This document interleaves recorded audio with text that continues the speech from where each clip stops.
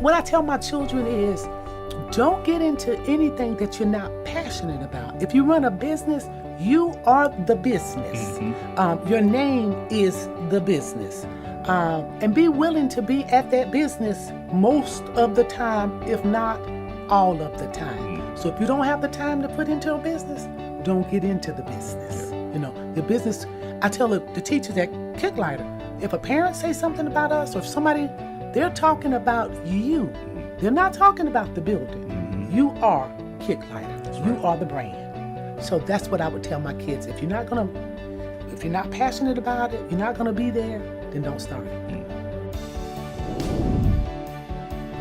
All right. Good morning, Savannah, and welcome to the Savannah Business Showcase. I'm here once again with another amazing guest, illustrious guest, Miss Stacey Davis, Executive Director of Kicklighter Resource Center. I say that right? Yes. Okay. All right, Kicklighter Resource Center here in Savannah. And before we get started, I didn't brief you on this, but the way I like to start the show is with the scenario. So here we go. Okay. You're in your neighborhood. You're walking through your neighborhood. A little kid comes up to you and says, Miss Stacey, Miss Davis, you're my hero. How can I be like you when I grow up? So in the language that a 10 or 12-year-old can understand, what does it take to be Stacey Davis? What it takes to be Stacey Davis is, first of all, you need to listen to your parents. You need to finish school. You need to do your chores. And most of all, you need to be able to love people and love to help people. If you can help. That's the first thing I would tell you. But foremost, listen to your parents. They are always right.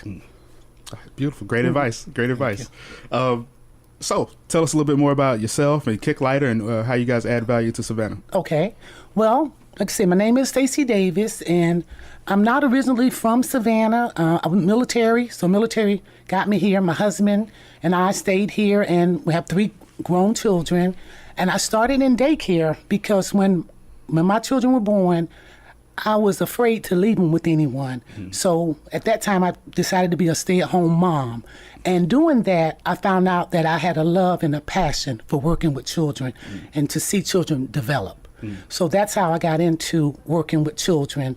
Long story short, Kicklighter Resource Center is a nonprofit organization, and we have 2 missions.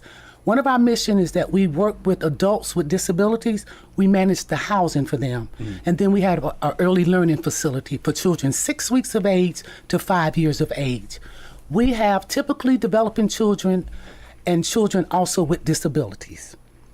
Our mission is to help improve the lives of children and adults with autism and any other physical or developmental disability. Beautiful. Thank you. Yeah. Okay. Were you going to say something else? No. Okay.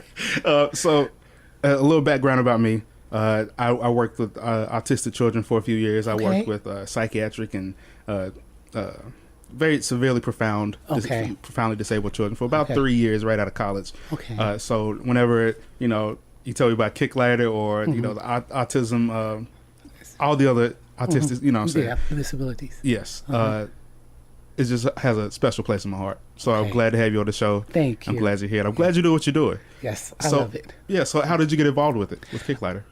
Well, with Kicklighter, I started at Kicklighter as the academy director. I had another job, and I would go to Kicklighter just to monitor their their food program. And one day I was talking to the director, and every time I went, it was a different person.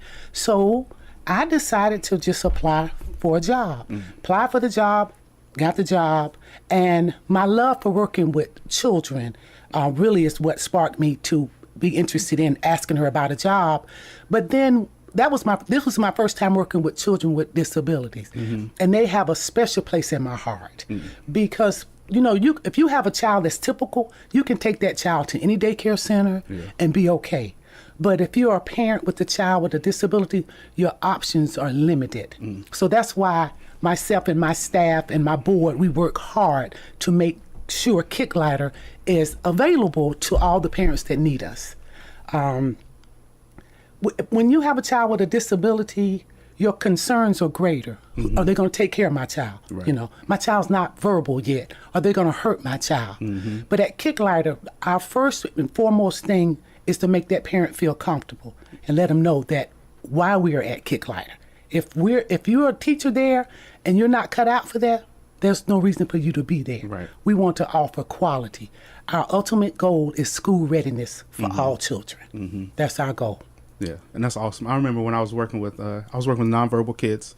It was 4 in our classroom, 3 or 4 in our classroom. We had another. I was the TA. It was a teacher. It was another TA.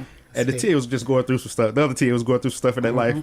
And they were like, man, I don't want to be here. I was like, hey, just go. Because Yes. I'd rather you treat the kids right. Even though I'm a TA, I don't know if the teacher got mad at me or not, but I told him to go. And that, because to me, I'd rather be overstaffed and with, love towards the kids. That's the best advice I think at that time you could have given that person. Because I tell people, you have problems. We all do. But the minute my foot hits Kicklighter ground, all my problems have to go away. Because some people have greater problems than I can ever imagine. Yeah. A child with autism, there's no cure for autism. Yeah. It's a neurological disorder that's for the life of that child. So to be able to offer quality care at a young age so that parent, when they leave their child with me to go to school, go to work, wherever they're going that day, they don't have to worry. To me, that's the greatest peace a parent can have. I don't have to worry about little Johnny. Yeah. Their needs are going to be met. Yeah. So that's the reason I'm here, is to help, is to assure that parent that they don't have anything to worry about. And to make sure that the program that we offer is a quality program. Yeah. We also have, we provide ABA services, which is Applied Behavior Analysis. Okay. Yeah, we have a BCBA, a Board Certified Behavior Analysis, that comes in and she'll do a plan for that child through a bunch of assessments to see what area that child needs support in. And she works with that child, makes that plan, and then we have a therapist that carries out the plan. Sometimes they take the child out of the room and work with the child one-on-one, but we like to work with the child in their environment. So the child won't learn that, if I behave this way, I get to leave this classroom. Yeah. So my goal is to always support the child in their natural environment. And so that's one of the things that Kicklighter provides is ABA services. Okay. So you have the adult program and the children's program. Those are your 2 main programs? Those are our 2 main programs. Okay. Yes. Which one is one newer? You guys just started all together? No, you know what? Kicklighter actually is 67 years old. Oh, man. Yeah. Miss Lila Mae Kicklighter started Kicklighter in 1951 because her son, Bobby, who had autism, asked the question, Mommy, why can't I go to school? In the 50s, if you had a child with any type of disability, they weren't allowed to go to school. Wow. They stayed home or they were institutionalized. So Miss Kicklighter and 5 other parents started a school for children with disabilities.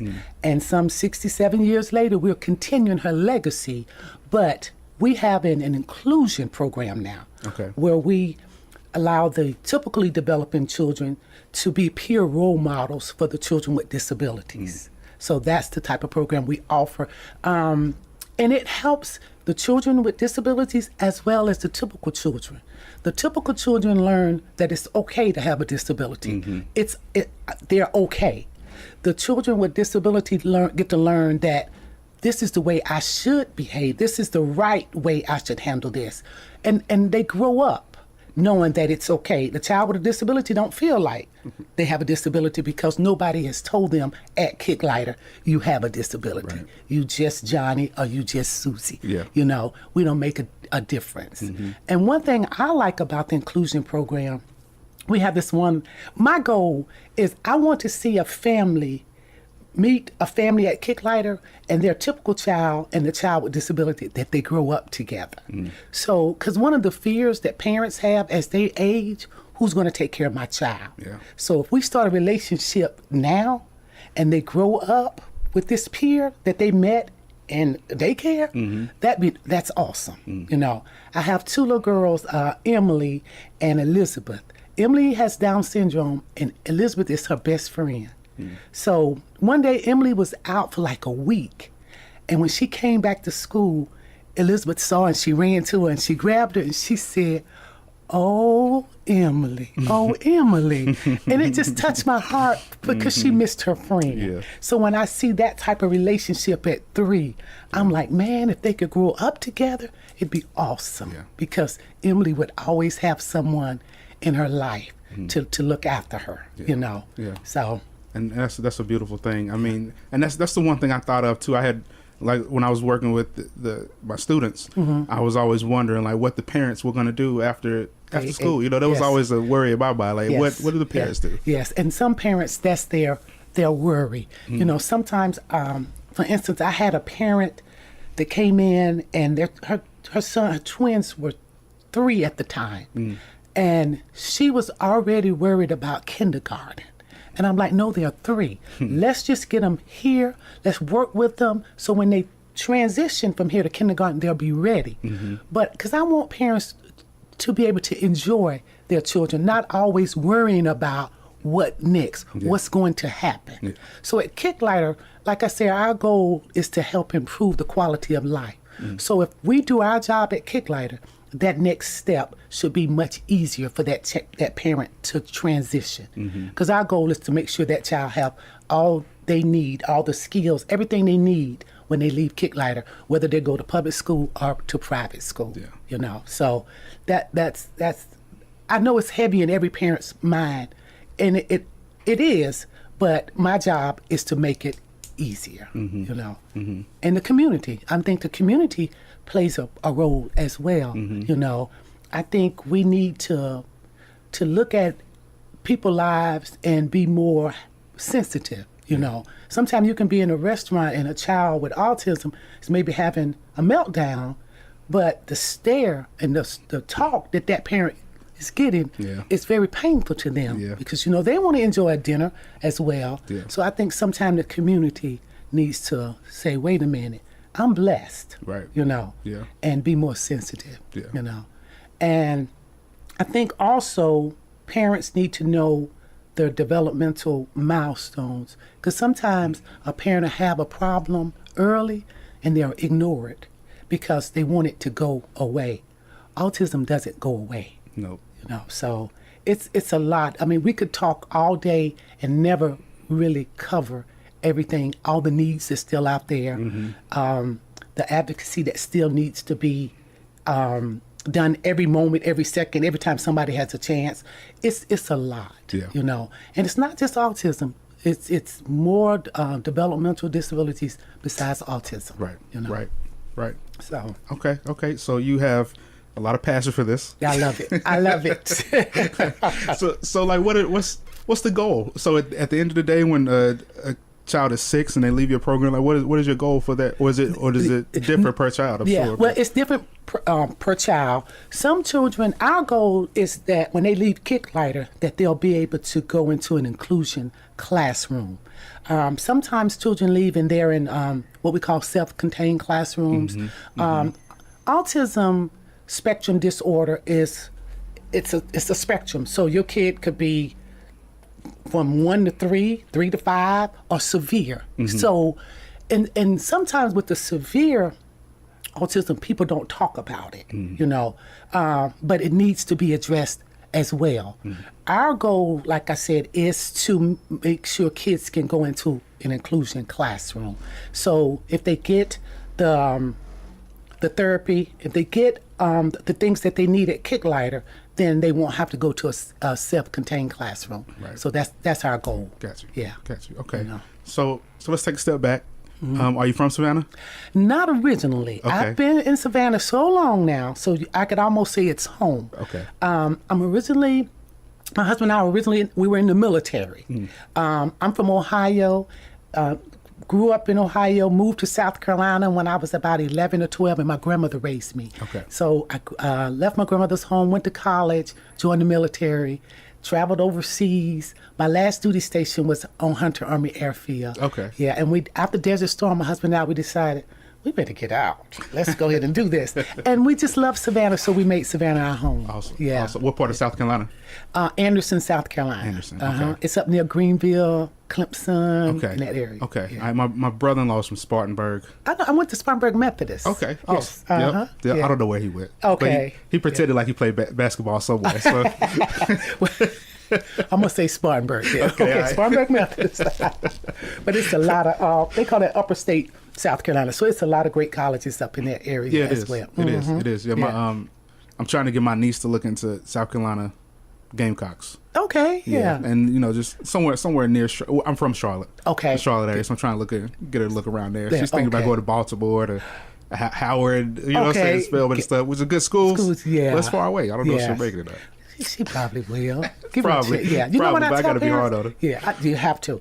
But I tell parents, give them a chance. Mm-hmm. Let them go. If it don't work, you can all have Plan B. That's true. Always have Plan B. That's true.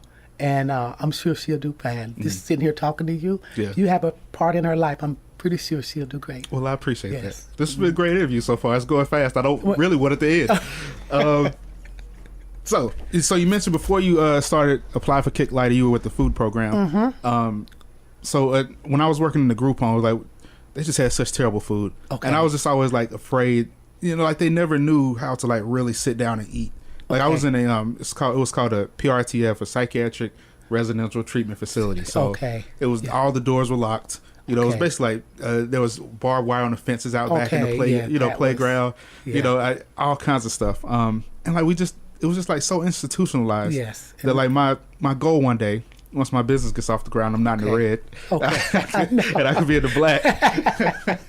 I'd like to start like some kind of food program for group homes and stuff like that, where the children can be exposed to different types of food. Yes. You And and that starts early. If you have some children with autism, they have a texture issue, a sensory issue. So they might only eat pudding, or they want that certain texture. But I do believe, not just with children with autism, but all children, if you start them early eating correctly, they'll grow up eating correctly. And you wanted to start a food program, that's awesome, because you have to go in and then train. It's basically, I got to train you. The way you've been eating is, it's incorrect. Yeah. So it's a training thing. It's a mind thing, because we get a habit of eating just the bad things, the wrong things. Right. And we are enablers sometimes as parents, because I'll hear kids coming down the hallway and they said, I want to go get some chicken nuggets. I want to go get all the wrong things, know. So I think if we start young, when they get older, it's just in them, But and then you got to get you some great cooks. There's some great cooks in Savannah. That's true. Yeah. That's true. Just to turn things around, Yeah. So That's true. yeah. Okay, so back to Kicklighter. So it's been around 67 years. That's pretty amazing. It's amazing. Yeah. It's some people, like the younger generation, if you say Kicklighter, they go, huh? But anyone that's like in their 50s, maybe and below, they remember Kicklighter and the mission. So being here today is a great opportunity for me to let people know that Kicklighter is still in existence and what we do. We haven't changed the mission, changed the method, but not the mission. Okay. Statistically speaking, 1 in every 68 boys will be born with autism. 1 in every 159 girls. So autism is on the rise. It's not going anywhere, which means Kicklighter is a valuable component in the community that is here, And now that I got the mic, we are still, we need, as a nonprofit, we need help, Sometimes we need people to volunteer, we need sponsors, we're always recruiting board members. So being a nonprofit, it's not like you just have money coming in and you can help every child and you want to, but sometimes there's limits on what you can do. And sometimes I don't take children because I can't facilitate them. Right. If you can't facilitate them, then you're not doing a good service to that family. It's just what we call babysitting, and that's not what they need. Grandmama can babysit. They need a program where their child is actually learning, you know. So if you're around, we're at 7219 C. Wright Drive, and our number is 355-7633. We'd love to hear from you. If you want to even just come by and take a tour. And one other great thing, Department of Health just allowed parents to file insurance for ABA services. Okay. Yeah, January was the date that it became available. So Medicaid is now allowed for that services, for ABA services. So that's a great thing. Awesome. Yeah, Awesome. because ABA services, it's kind of pricey. So with Medicaid, it's going to take a burden off a lot of parents. Beautiful. Yes. Beautiful. Okay, so so if somebody wanted to come and volunteer, like what would they be doing? What would you need help with? Well, How would you put them to work? Well, you know what I would do, like, sometimes I tell people to come, whatever your skills are, come based on your skills. You know, if you love to read and you got a soothing voice and you got a voice that's going to come and read. If you can paint, come in, volunteer. You know, I'm trying to get our building painted. Okay. It's the building's 2006, so we're in need of a fresh coat of paint. Okay. You know, because I want our outside to represent what we do inside. Gotcha. We are awesome inside. Let's be awesome on the outside. Okay. So I'm in need of a paint job. Okay. You know, and one thing I do want to do, and you mentioned about food, I want to start a garden. It's one of the goals that I have is to start a garden for the kids to learn early how to plant. Yeah, and then we could turn around and use the food to eat and for their snacks and different things. Awesome. Yeah, so that's two of the things. I have a list, but I won't do it today. I bet you do. Yes. Okay. Also, okay, so I just joined the Savannah JCs. Okay. I don't know if you're familiar with them or not. But A little, yes. Okay, local, Uh-huh. kind of like the Rotary, but they're between 18 and 40. And I Okay. know they're always looking for stuff to do and stuff Okay. to volunteer. So I'll bring the garden or the paint job up to them. Okay, sounds and then maybe great. we can come by and help out. Okay, sounds fantastic. Awesome. Anything else you want to? We got to take a really quick break. Is anything else you want to throw out there before we go to break? No, let's go to break. Okay, all right. So you said Sea Light Drive. How can people find you? What's the best way? We're right across the street from the National Guard Armory off of Eisenhower, 7219 Sea Wright Drive. Oh, awesome. And Facebook. How can they get you on social media and stuff? Facebook. We're in the process of updating our website. Twitter, I don't know about Twitter. Social media is kind of like, Facebook definitely. Okay. But the Twitter and all, that's not mine. Okay. I don't like Twitter either. Okay, great. You're not alone. Okay, fantastic. I really like Facebook too much. No, you know. But you kind of have to be you on there right now. have to be on Facebook right now. Yeah. Yeah, you really do. So real quick before we go to break, this is a business show. So what is So how are you getting the word out outside of radio and stuff like this? What are some other ways you're getting the word out about Kicklighter? Oh, well, you know, one of the ways, and I tell people all the time, word of mouth.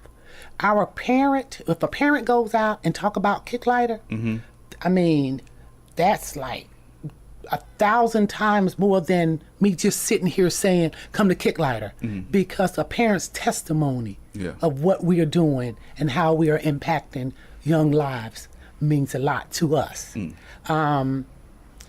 Social media, like I said, Facebook, radio, and we are also, because we are a nonprofit, we are also receive a grant from United Way.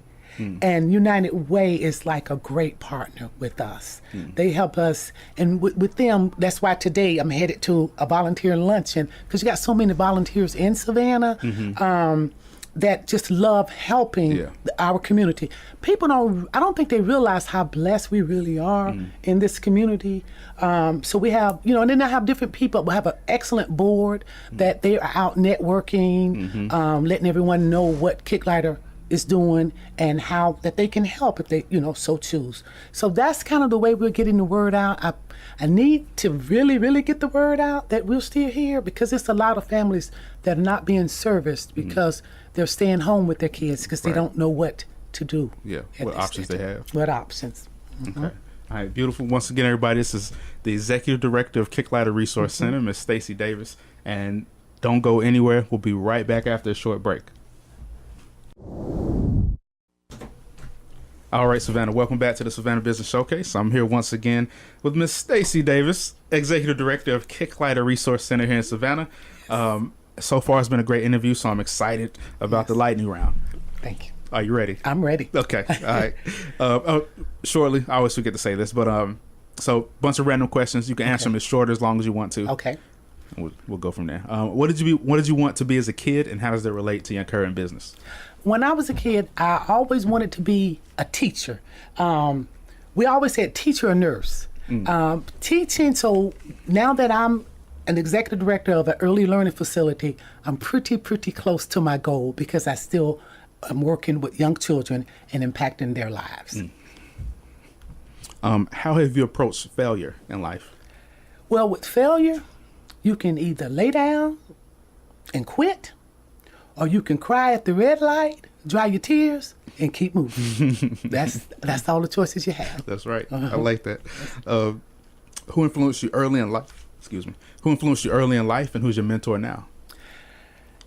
Early in life, I was raised with my grandmother, and she was hard. She was strict.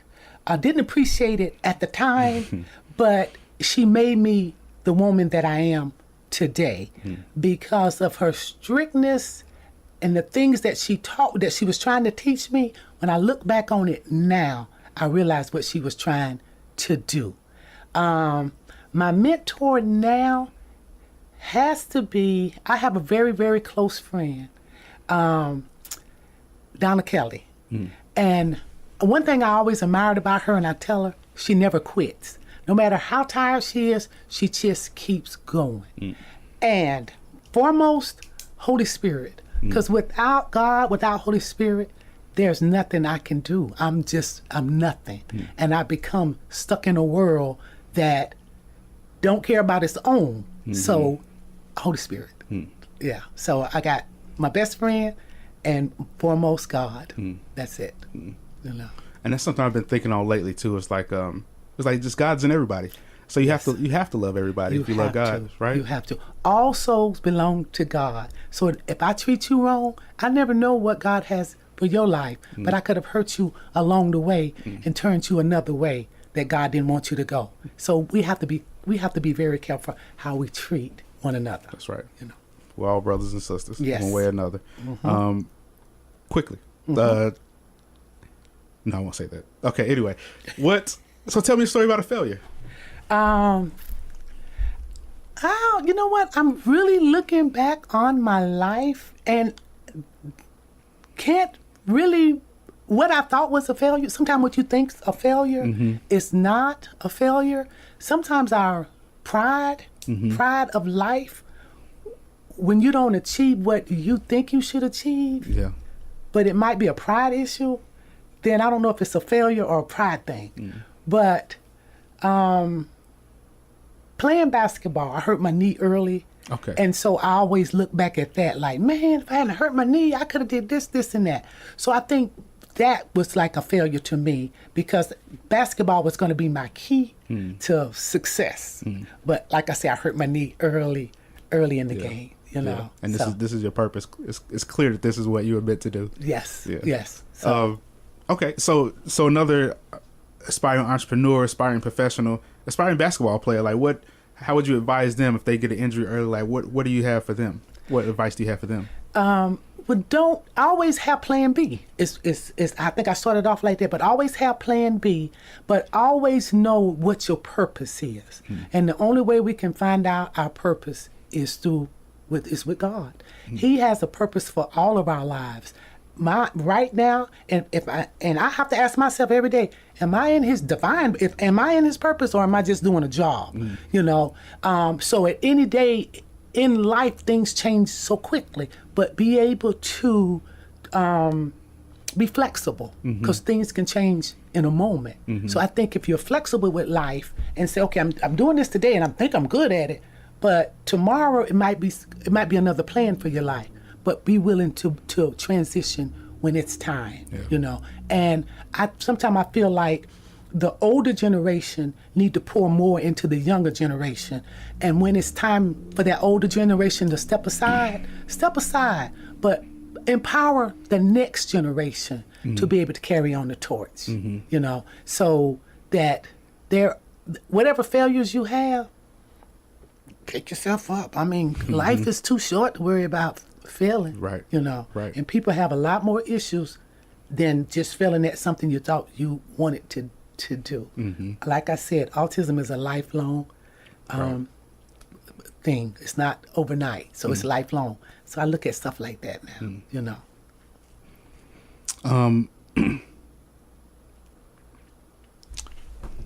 Do you have kids? I have 3 children, Okay. grown. What are you going to teach your children about entrepreneurship, I guess, or running a business? Because you technically a nonprofit is a business. Yes, a nonprofit is a business, and you have to run it like a business. You know. Yep. What I tell my children is, don't get into anything that you're not passionate about. If you run a business, you are the business. Your name is the business, and be willing to be at that business most of the time, if not all of the time. So if you don't have the time to put into a business, don't get into the business. You know, your business, I tell the teachers at Kicklighter, if a parent say something about us or if somebody, they're talking about you. They're not talking about the building. You are Kicklighter. You are the brand. So that's what I would tell my kids. If you're not passionate about it, you're not gonna be there, then don't start it. How old are your kids? My oldest, my daughter Jessica, she's 26. Okay. And I have a son, Glenn. He's in the military. He's 24. Okay. And then my son, Sean, he's 22. Awesome. Yes. Okay. Awesome. And my husband, I can never leave my husband out. My husband's Glenn. We've been married 33 years. April the 20th, we were married to 33 years. That's a long time. That's a long time. Yes. That's amazing. Yes. Yeah. My wife and I were going on 8. That's fantastic. It is. Yes. Yeah, we made it past 7, right? Take it one day at a time, not even 1 year at a time. Right. One day at a time. Right. Yeah. Right. And always remember why you got the sparkle in your eyes for her every day, you know. Because things come, but hey, you know, you love that woman. I love my husband, so always remember why you fell in love with her. Right. One day at a time. Right. And I heard a quote the other day. It was like, it's he was talking about marriage. And he was like, it's some games you can't play unless you're all in. That's it. Anyway. Marriage is one of them. Yes, you can't. You got to be all in. Got to be all in. A few more and I'll let you go. I know you got to get out of here. What's your favorite book? Oh, that's a hard one. I used to read all the time, and I was a big James Patterson fan. Okay. Yeah, because I kind of liked fiction. Okay. Toni Morrison's Bluest Eyes is one that comes to my mind. Probably the Bluest Eyes. Awesome. Yeah. So there's a concept called the 80-20 principle, or also known as Pareto's principle, when it says that 80% of your actions come from 20% of your actions equal 80% of your results. So in your business, what are the small things you do that get you the most results? Being passionate and being concerned. If a parent has a concern or a need or a problem, being able to address it. Sometimes you can help in certain areas, sometimes you can't. With your staff, being concerned, letting them know that we are building a team and you're on the team. If you're not on the team, then there's other teams that you can be on, and not holding on to a team that somebody that don't want to be on it. Gotcha. Know when to, to let go. So. Is there a quote that's always been a mantra that you live by? Well, I have this quote, and I don't even know if it's a quote, but it's on my board, and I put it there from the first week I started on my job. and it goes, and I don't even know who it's by, but it's something like the king said, gravely, go on to the end, and then stop. So that's what's on my board, is go on to the end, then stop. So I picked it out. I've been at Kicklighter for 4 years, and it's been on my board. So that's the only thing that comes to me, go on to the end, then stop. I like that a lot. Yes. 2 more. Advice for entrepreneurial kids. Advice to